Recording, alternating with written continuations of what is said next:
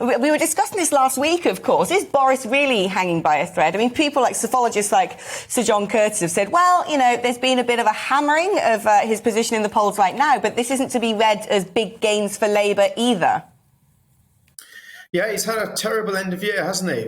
He had scandals and sleaze and all sorts going on. And then obviously the Omicron crisis and will he or won't he put restrictions in place? And all of that has made him terribly unpopular. But you've got to remember that these polls, these sort of snap polls that are done, they ask a question: if you could vote in general election tomorrow, would you vote for this guy? That's the typical question.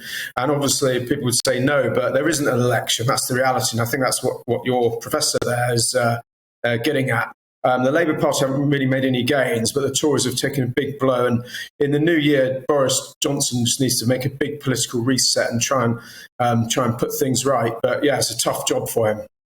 Isn't that the political calculation, though, from Boris Johnson, Sean, that he can take the hit now because they are mid-term?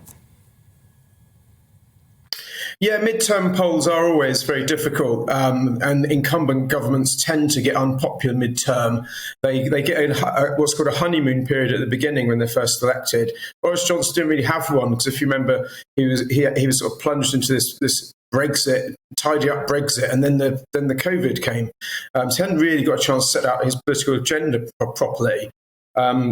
So what tends to happen is you get a bounce when you first come in, then people get bored of you and things go wrong and scandals happen and all the rest, as they do with every government.